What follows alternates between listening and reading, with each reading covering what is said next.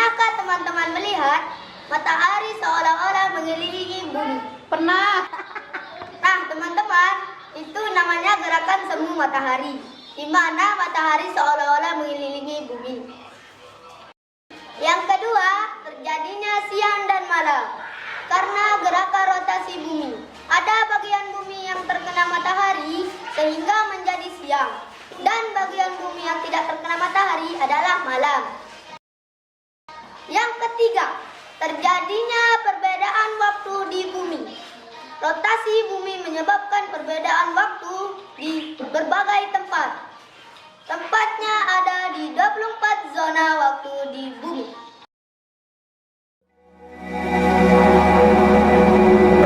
Revolusi bumi adalah perputaran bumi mengelilingi matahari. Kala revolusi bumi adalah 1 tahun atau 365 hari. Dampak dari revolusi bumi adalah adanya perubahan musim di daerah bumi.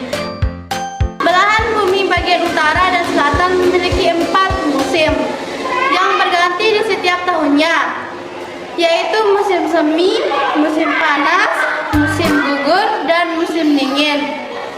Namun berbeda pada belahan bumi yang dilewati garis khatulistiwa. Pada bagian ini hanya memiliki 2 musim, yaitu musim kemarau dan musim hujan. Seperti Indonesia yang hanya memiliki musim hujan dan musim kemarau. Yang kedua, perbedaan lama waktu siang dan malam. Semakin ke arah utara, frekuensi waktu siang dan malam akan terasa lebih lama. Bagian paling selatan juga merasakan hal ini.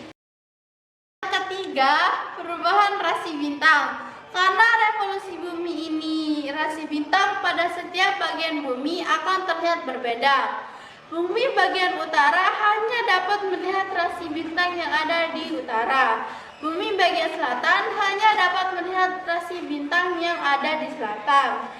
Keempat, kalender Masehi. Seperti yang kita ketahui, kalender Masehi terdiri dari 12 bulan, yaitu Januari, Februari, Maret, April, Mei, Juni, Juli, Agustus, September, Oktober, November, Desember.